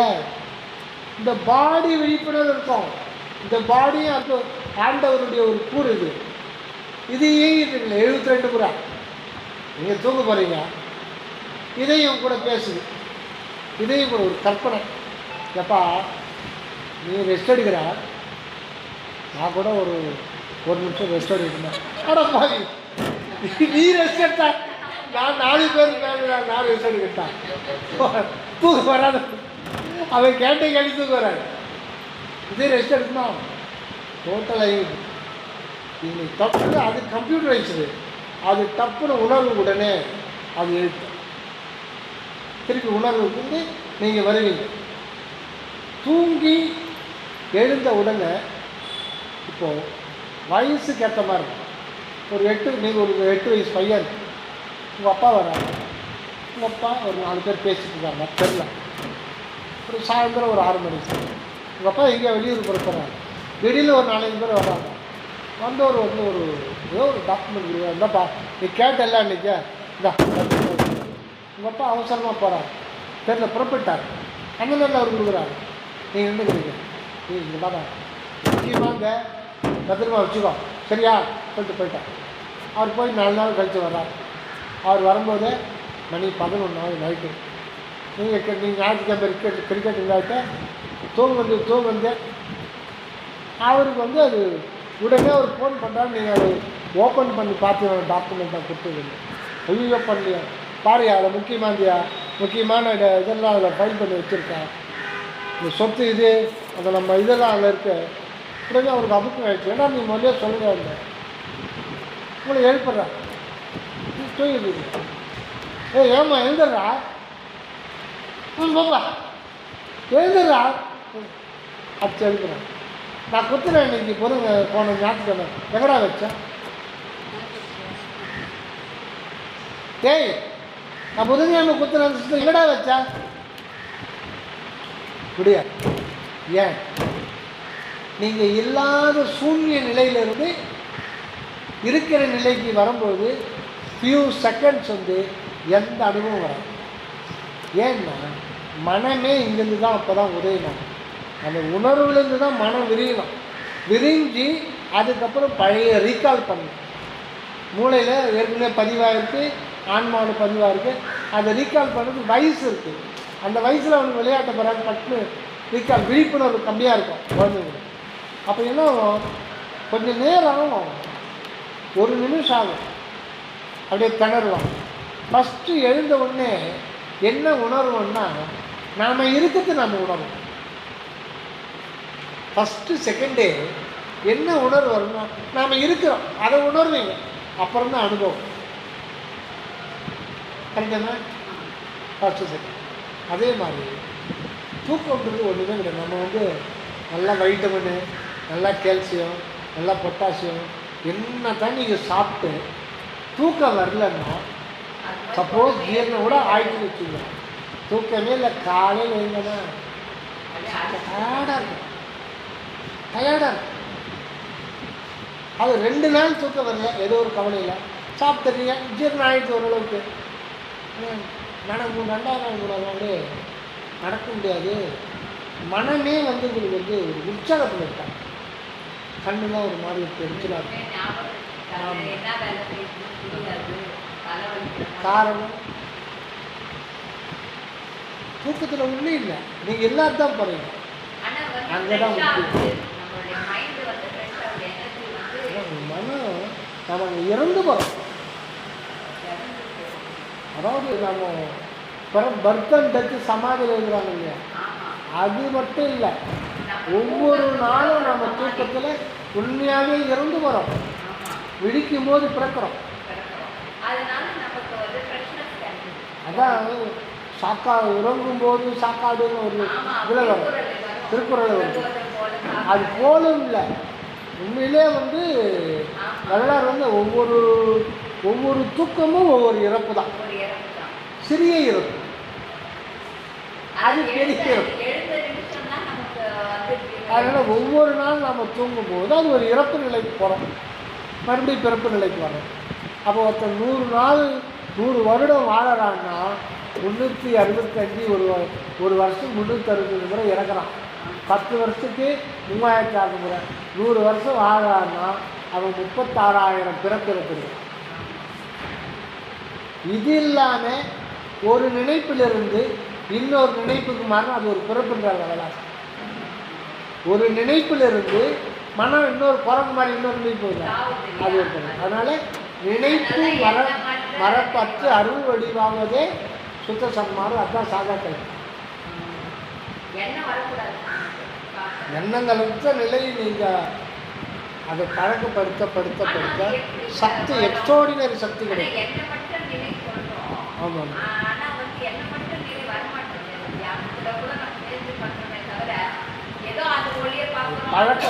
பழக்கம் நம்ம அது பழகிட்டோம். சில சிட்டிகளில் பார்த்தீங்கன்னா ஒரு வகையான பனைமரம் வளர்ப்பாங்க, அழகு பனைமரம். அது பனைமரமாக பனைமரம், அழகு பனைமரம். அது ஒன்றும் காய்க்காது, ஆனால் பச்சையாகவே இருக்கும், ஹைட்டாக வரும். ஆனால் நீங்கள் பார்த்தீங்கன்னா ஆரம்பத்தில் இப்படி கிளையாக வரும், போன உடனே போகிற மாதிரி இருக்கும். அது அப்பப்போ கடிச்சிடுவாங்க. கடிச்சிட்டே வந்தால் அது ஸ்ட்ரெயிட்டாக வரும், அழகாக இருக்கும், ஹைட்டில் வரும். விட்டுட்டீங்க, அதுதானே தோட்டக்காரன். விட்டுட்டீங்க அப்படின்னா அப்படி பெண்டாக போயிடும். அதே தான் நம்ம மனம் ஒவ்வொரு நாளும் விழிப்பு நிலையில் பகலில் இருக்கும்போது இந்த எண்ணம் தேவையில்லையா, கட் பண்ணி முதல்ல கொஞ்சம் கஷ்டமாக தான் நமக்கு தேவையில்லை, கட் பண்ணி இதையே கட் பண்ணிட்டே வந்தால் அந்த அப் அண்ட் டவுன்ஸ் கம்மியாக இருக்கும். இப்போ இந்த இஇஜி எடுக்கிறாங்களே, இசிஜி, நம்ம ஆர்ட் கொஞ்சம் இதாக இருந்துச்சுன்னா அது இப்படி போகும். ரொம்ப பிரச்சனை ஆகிடுச்சுன்னா போய் தொப்புன்னு கிளம்பும். அப்போ டிக்கெட் கொடுத்துருவாங்கன்னு அர்த்தம். திட்டமாக இருக்கிறவங்களுக்கு, நார்மலாக இருக்கிறவங்களுக்கு பார்த்தோம்னா அது அப்படியே அவங்களுக்கு ரைட்டு அவங்களுக்கு ப்ராப்ளம் இல்லை. கொஞ்சம் ப்ராப்ளம் இருக்குது அப்படின்னா கொஞ்சம் மேலே போகும், கொஞ்சம் கீழே போகும். அதுலேயே தெரியும். ரொம்ப கிரிட்டிக்கலான என்னென்னா மேலே போய் தொப்புன்னு பார்த்துருக்கீங்களா? அது கிராஃப். ஆமாம், அது ஒரு கிராஃப் தான், ஒரு கோடு தான். அது எப்படி இருக்குது, ஒவ்வொரு செகண்டுக்கு எப்படி மாறுதுன்னு. அதே மாதிரி தான் எண்ணங்கள். நம்ம எண்ணங்கள் எப்படி இருக்குன்னா கிரிட்டிக்கலாக தான் இருக்குது. இப்படி போகுது, இப்படி வருது, போகுது, இப்படி வருது. அதை கொஞ்சம் கொஞ்சமாக மாற்றணும். எப்படி மாற்றணும், எப்படி மாற்ற முடியும்னா நம்பிக்கை. நீங்கள் தியானம் நீங்கள் செய்ய இறைவனால் தான் எல்லாமே நடக்குதுன்றது நமக்கே தெரியும். அது தியானத்தின் மூலம் தான் அதை நம்ம படித்து தெரிஞ்சுக்கிறது. இறைவனால் தான் எல்லாமே நடக்குது, இறைவனால் தான் எல்லாமே நடக்குது. இதையா இப்போ நான் காலையில் எழுந்துன உடனே ஐயோ இன்னைக்கு என் நுரையீரலை 21,600 முறை சுருக்கி விரிவடைய செய்யணும்னு நினச்சேன். நான் மூச்சு வரலையா இருக்கேன்.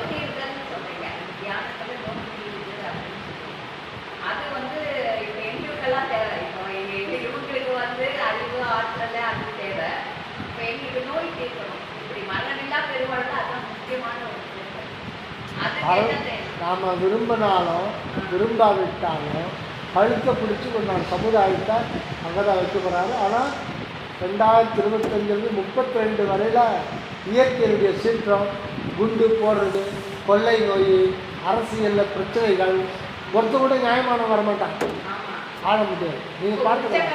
அதே மாதிரி கவர்மெண்ட்டே சில பஞ்சபாதையில் ஒன்று என்ன கல், அது கவர்மெண்ட்டே எடுத்து அர்த்தம். இப்போ உத்தரப்பிரதேசத்தில் எடுத்துட்டாங்க, பள்ளிகளை நிறைய மூடிட்டாங்க. இதெல்லாம் நடக்கும். உலக அழிவு போகிறதுக்கு இதெல்லாம் காரணம். நிறைய வருது. பசி பஞ்சத்தில்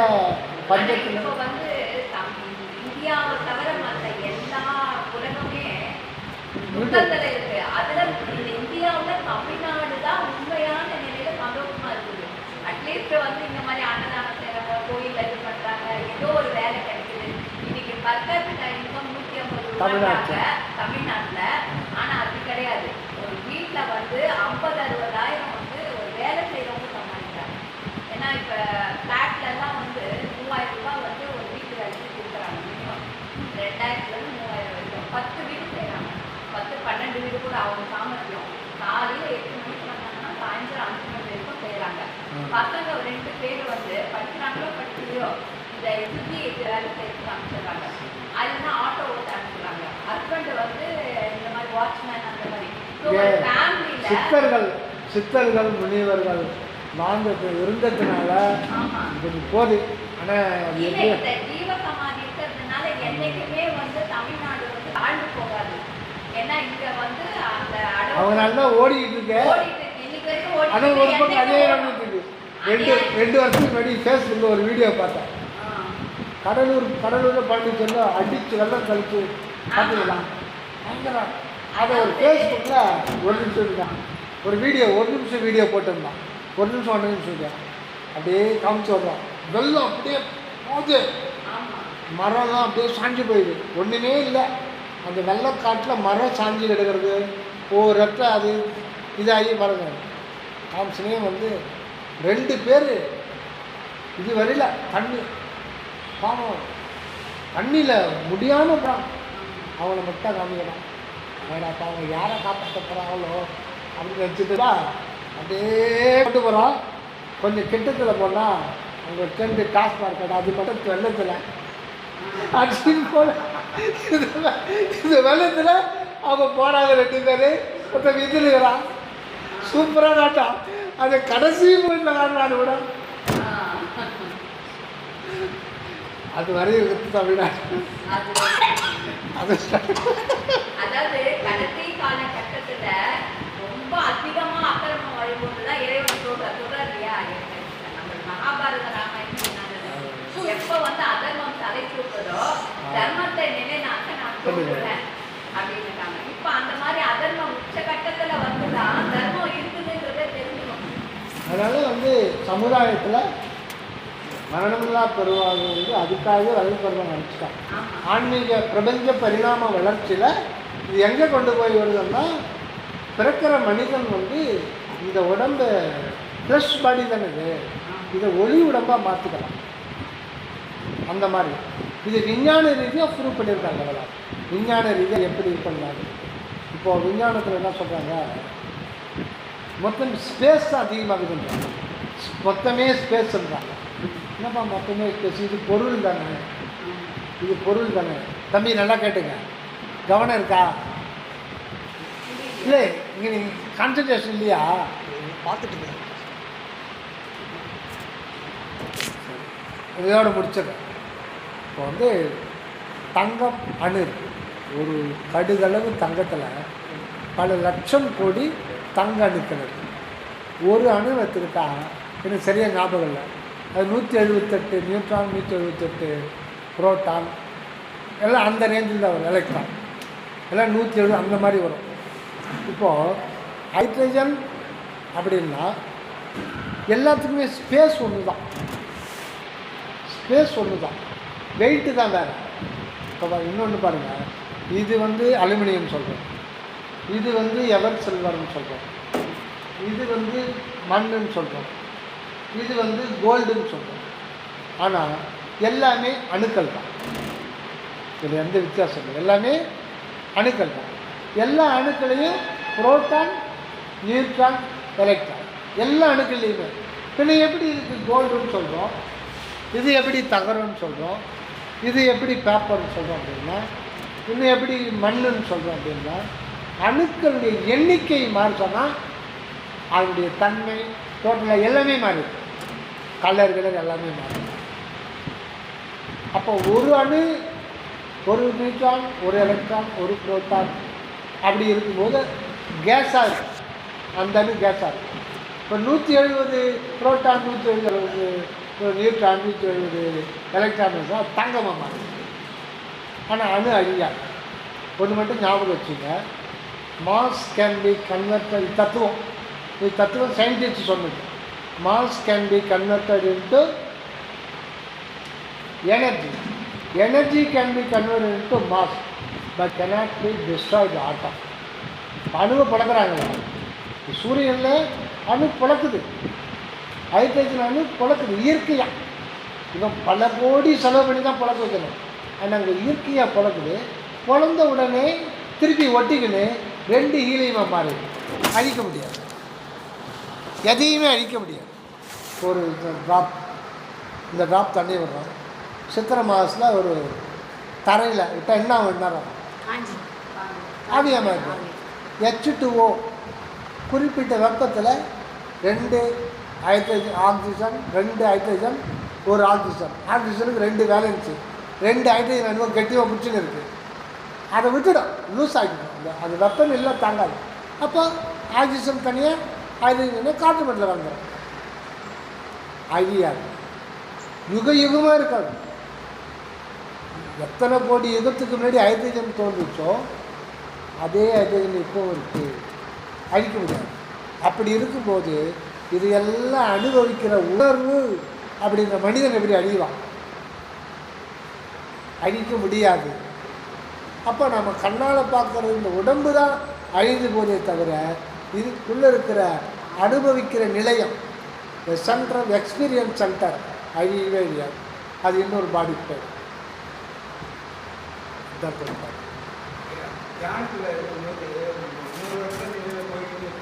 எதுமா இல்லையா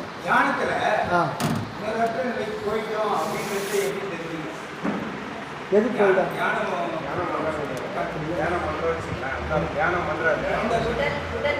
சரி ஐயா சொல்லுங்க. தியானம் பண்ணும்போது நான் உணர்வற்ற நிலைக்கு போயிட்டேன் அப்படின்னு எப்படி தெரிஞ்சுக்கிறதுங்க? அதாவது தியானம் அப்படின்றது என்னன்னா, நாம் இருக்கிற ரொம்ப சிம்பிளாக, ரொம்ப நம்ம கடினமாக்கிக்க வேண்டாம். நம்ம இருக்கிறோம் இல்லையா, நம்ம இருத்தலை பற்றிய ஒரு விழிப்புணர்வு தான் தியானம். எப்பாலும் எக்காலும் இருத்தலே பெற்றேன் அதெல்லாம் பண்ண வருதுங்களா. எப்பாலும் சிம்பிளாக சொல்லிட்டார், அதுதான் மரணமில்லா பெறுவார். நீங்கள் இருக்கிறத பற்றி உங்களுக்கு ஒரு தெளிவு, நீங்கள் எப்படி இருக்கிறீங்க, எதுவாக இருக்கிறீங்க அப்படின்னு தெரிஞ்சுக்கிட்டால் நீங்கள் சாக மாட்டேங்கிறது. அதுதான் மேட்ரு தான். ரொம்பலாம் நீங்கள் உருவ வழிபாடு அத்தை பண்ணத்துக்கு ஒன்றுமே கிடையாது. எப்பாலும் எக்காலும் இருத்தலை பெற்றேன் ஆட்சி. மணிவாசக பெருமான் போற்றி திருவாரூரில் என்னையும் கடைமுறை கண்ணன் கழிவு கடைமுறை என்னையும் இருப்பது ஆக்கினன், என்னையும் இருக்க வச்சுட்டார். இறைவன் என்னைக்கு இருப்பார், அந்த நிலையில் என்ன இருக்கிறார். ஆக நாம் இருக்கிறோம் இல்லைங்களா, அது ஏதோ சந்தேகம் இருக்கா உங்களுக்கு? நீங்கள் இருக்கிற சந்தேகம் இருக்கா? நீங்கள் இப்போ எப்படி இருக்கிறீங்கன்னு யோசனை பண்ணுங்க. அதை நீங்கள் தான், நீங்கள் எப்படி உங்களால் இருக்க முடியும்? இந்த உடம்பு இருக்கு இல்லைங்களா, அது உணர்வு நிலைக்கு போகணும். உணர்வையும் உடலையும் உணர்வையும் மனதையும் தனித்தனியாக பிரிக்கிற ஒரு அந்த ஒரு இதுக்கு நம்ம வந்துடணும், பழக்கத்துக்கு. அது ஒரு திறமெல்லாம் உங்களுக்கு ஒவ்வொரு ஆன்மாவுக்குமே அந்த ஒரு எலிஜிபிலிட்டி இருந்தால் தான் மனித பிரிவியே கிடைக்கும். இது அவங்களால தான் செய்ய முடியும் கிடையாதுன்றாங்க. ஒரு பள்ளிக்கூடமே எந்த பக்கங்கிறது தெரியாத ஆடு மேய்க்கிற சிறுவன் கூட படிக்காமையே மரணம்ல பெறுவாங்க. இதுதான் வரலாறு. எளிமையாக சொல்லுங்கள். குரு தேவையில்லை, தீட்சை தேவையில்லை, ஜஸ்ட்டு 1 மணி நேரம் நம்ம விசாரம் பண்ணிட்டா போதும், அவன் பாட்டுக்கு அவன் இதாகிடும். ஒன்றும் இல்லை. இதை பெருசாக தியானம் அது இதுன்னு சொல்லிட்டு போட்டு ஒன்றும் பண்ண வேண்டாம். நம்ம எப்படி இருக்கிறோம், இருக்கிறேன்ற ஒரு உணர்வு இருக்குது இல்லைங்களா, அதில் எந்த சந்தேகம் இல்லை. அது அந்த உணர்வை நோக்கி உங்களுடைய கவனத்தை வைங்க. அப்போ ஆட்டோமேட்டிக்காக நினைப்பு மறப்பற்ற தன்மை தானாக வந்துடும். நம்ம ஏன் மனதை அடக்கணும், அது மனதை பற்றி நினைக்காதீங்க. மனதை அடக்கணும்னே நினைக்க வேண்டாம். என்னால் எப்படி இப்போ இருக்க முடியுது, இந்த உடம்பு இருக்கு இல்லைங்களா, இந்த உடம்புல இத்தனை உடல் உறுப்பு இருக்குது, இதில் ஒரு கண்டென்ட் இருந்தால் தானே. இப்போது வயல்வெளியில் இந்த புறா காக்காலாம் தானியத்தை கொத்தி போய்டுன்னு மனுஷன் மாதிரியே ஒரு இது செஞ்சிடும், சொக்காக்கா போட்டு உள்ள என்ன வரும் ஒன்றும் வைக்க மாட்டேன், வைக்க தான் வைப்பேன். அந்த மாதிரி வச்சிருக்கு நமக்கு. உள்ள எத்தனை பொருள் இருக்குது, எத்தனை கண்டென்ட், எவ்வளவு இயக்கத்தில் இருக்குது. இது உடல். சரி, ஆற்றல். இங்கேருந்து நம்ம நடந்து போகிறோம், 10 கிலோமீட்டர் நடந்து போகிறோம்னா இந்த உடம்பு நடந்து போதா, எது நடந்து போகுது? ஒரு ஆற்றல். அதுதான் சூக்குவது. அது ஆற்றல் வண்ணமாக இருக்குது. நீங்கள் அங்கே போகணும் அப்படின்னு ஒரு கமாண்ட் கொடுக்குறது எதுன்னா ஆற்றல். அதுதான் 3வது இடம். அதுதான் அறிவு உடம்பு. அதுதான் அறிவு உடம்பு, ஞான உடம்பு. அந்த ஞான உடம்பு தான் நீங்கள் நடந்து போகிறீங்க. நாங்கள் போய் அந்த கடையில் 2 பஜ்ஜி சாப்பிட்லாமா, நல்லா இருக்குது, டேஸ்ட்டாக சாப்பிட்றீங்க. அந்த சுகத்தை அனுபவிக்கிறது எதுன்னா அந்த ஞான உடம்பு. அந்த ஞான உடம்பு நாய்க்கு இருக்குது, நமக்கு இருக்குது. அது அவள் தான் இருக்கு, அதை அனுபவிக்கும். ஆனால் சினிமா பார்க்காது. நம்ம மனதை வச்சு சினிமாவை பார்த்து சுகமாக இருக்க முடியும். இதுதான், அது ஒன்று தான் வித்தியாசம். மனம்தான் வித்தியாசம். மிச்சம் எல்லாம் அதுக்கு பசி, தாகம், பிணி, மூப்பு, தாபம், கோபம் அத்தனையும் இருக்குது, எல்லாமே இருக்குது. அதனால கருணை தான் வரலாறு முதல்ல வைக்கிறாங்க. ஒத்தது அறிவால் உயிர் வாழ்வான், மற்ற சத்தாரம் வைக்கப்படும். தன்னை போல தான் அது. அதான் பயிர்ப்புழு கரண பரிசுகள் பற்பல உயிர் திறன். மேலே தோறும் இது ஆடு உருவம், அது மாடு உருவம், அது பன்றி உருவம் தான் வேறு. வண்ணம் வேறு எனினும் வடிவு வேறு எனினும் மன்னிய உண்மை ஒன்று. உள்ள அற்புதம் வரிதான். நிறைய உதாரணம் கொடுத்துருக்காங்க வல்லல்.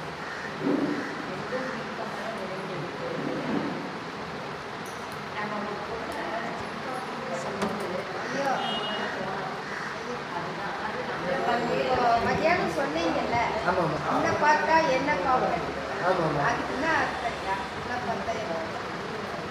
அதாவது உன்னைப்பார், இறைவனே சொல்றார், உன்னைப்பார் உனக்குள்ளே என்னைப்பார். உன்னைப்பார்னா என்ன பார்க்கணும். என்ன பார்க்கறதுன்னா என்ன நானே எப்படி பார்க்க முடியும்? கண்ணாடியில் பார்க்கணும். அது கண்ணாடியில் பார்க்கறது என்ன? அது என்னுடைய புற வடிவம், கவசம். கண்ணாடியில் பார்த்தா கண்ணு இருந்தால் தானே கண்ணாடியை பார்க்க முடியும். கண்ணோட வேலை என்னன்னா முன்னாடிக்கிற பொருளை நமக்கு காமிக்கிறது தான் கண். அது என் உடம்பாக இருந்தாலும் சரி, தம்பியோட உடம்பு இருந்தாலும் சரி, ஐயாவோட இருந்தாலும் சரி, என்னுடைய கண் முன்னாடி என்னையும் முன்னிலைப்படுத்தும்.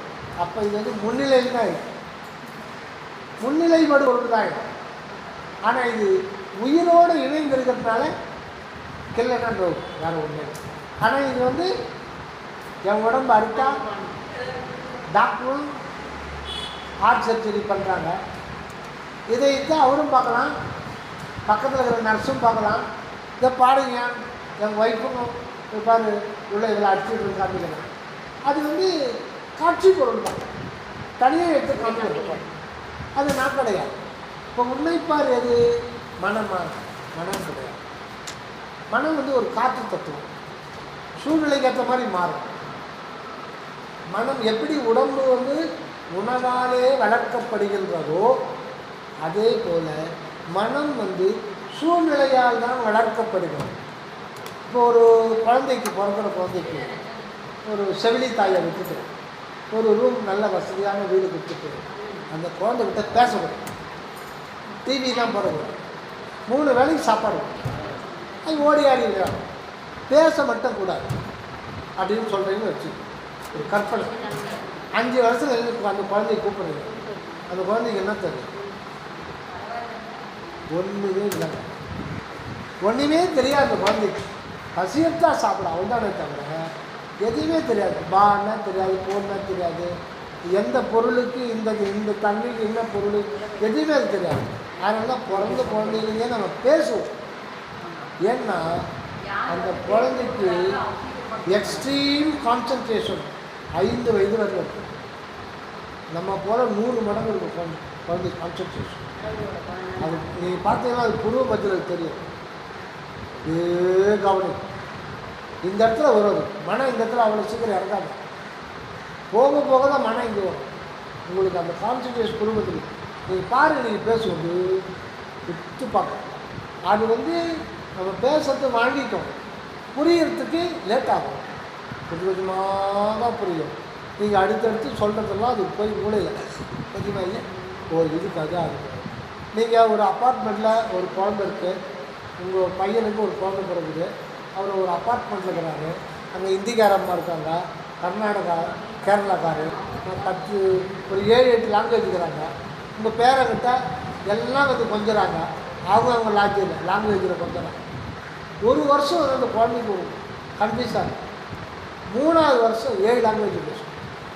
ஆனால் இப்போ உங்களால் முடியாது, 7 லாங்குவேஜ் பேசும். காரணம் நம்மள மாதிரி 100 மடங்கு எக்ஸ்ட்ரீம் கான்சன்ட்ரேஷன் குழந்தைக்கு ஈர்க்கல. ஏன் வருதுன்னா அது இன்னும் உலகிலுக்கு வரல. இப்போ தான் இதுக்கு வாழைப்பழம்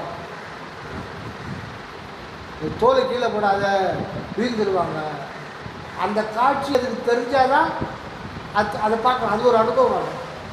தோலை கீழே போட்டால் வீழ்ந்துருவாங்கன்னு சொன்னால் ஓரளவுக்கு புரிஞ்சுக்கும். அது சினிமாவில் அதை பார்த்து யாராவது வழிக்கு விழுந்தால் அந்த காட்சி பார்த்த பிறகு அது தெரியும். இப்படி ஒவ்வொரு பொருளுடைய தன்மையாக அது கேதர் பண்ணி இப்போ எனக்கு தெரிஞ்சு நான் சின்ன வயசில் ஒரு வருஷம் குழந்தையான், ஒரு வருஷம் 11 மாதம் குழந்தை.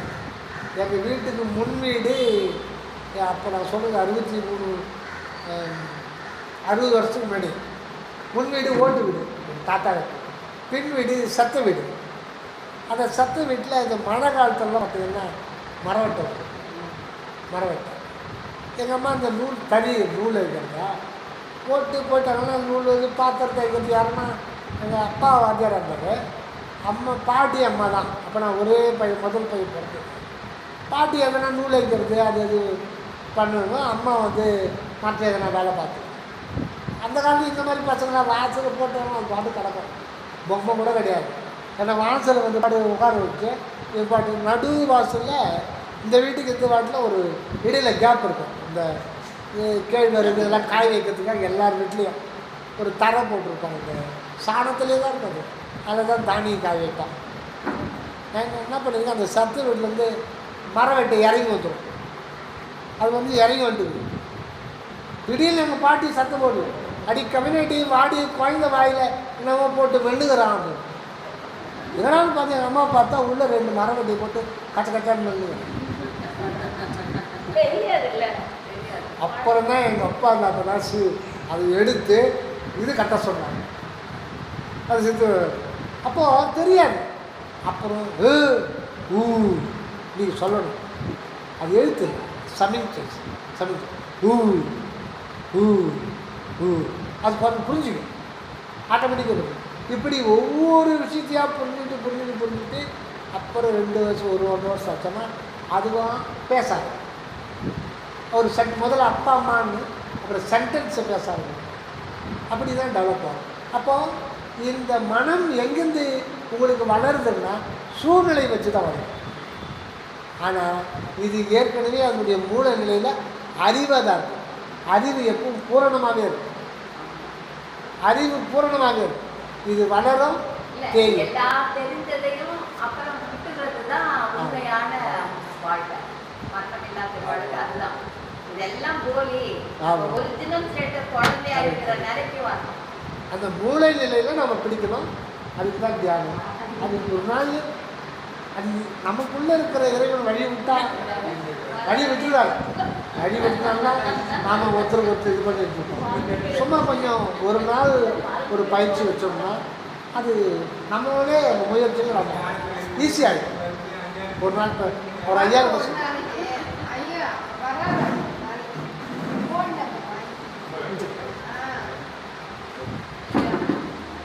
சரி. ரொம்ப நன்றி தம்பி. ரொம்ப போர் அடிச்சு இப்போ போர் அடிக்கிற மாதிரி இருந்தாலும் எப்போனாலும் இருந்தாலும் ஒருத்தர் சொல்லிட்டு போனாங்க வேப்பங்க தந்தாங்க சின்னதாக இருக்கும் அப்படின்னு ஒரு நாள் சொன்னாங்க. இது வந்து கொஞ்சம் டிஸார்டர் ஆன மாதிரி தெரிஞ்சு ஒரு 1/2 hour முன்னாடி. ஆமாம், கொஞ்சம் டிஸார்டர் ஆனார். அது நியாயம்தான். ஏன்னா திடீர்னு புதுசாக வந்து பார்க்குறதில்ல, அது குறை சொல்ல முடியாது. பழக்கப்பட்டனால